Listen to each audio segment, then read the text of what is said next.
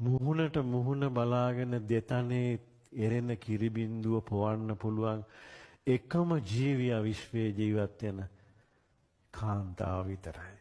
මවක් වෙච්ච ළඳක් විතරයි, කාන්තාවක් විතරයි. වෙන කිසිම කෙනෙකුට ඒක කරන්න බෑ. ඒ වගේම අපි අමතක කරන දෙයක් තියෙනවා. ඒ තමයි අපේ දරුවෝ හිතනවා අම්මා අපිව මාස 9යි බඩේ තියන් හිටියේ කියලා. ආයි තව ටිකකින් කියනවා අම්මා අපිව අවුරුදු 3-4යි එක්කගෙන ගිය අතින් අල්ලගෙන කියලා.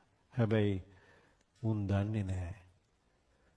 අම්මා කෙනෙක් අවසාන හුස්ම පොද වාතලයට මිශ්‍ර වෙනකම්ම දරුවව හදවතින් අයින් කරන්නේ.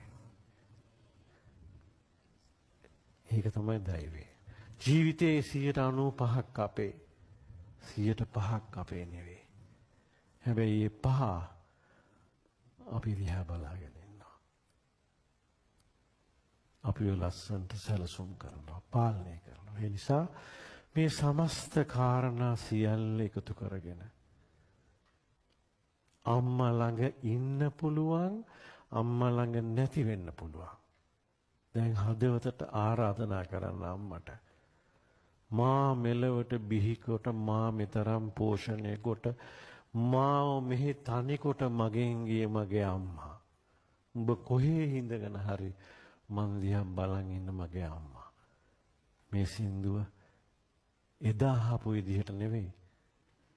හදවතින් අහන්න. මෙතනින් නෙවෙයි, මෙතනින් අහන්න. ඔබට දැනෙන දේ මට පස්සේ කියන්න. අපි ආව ගීතය.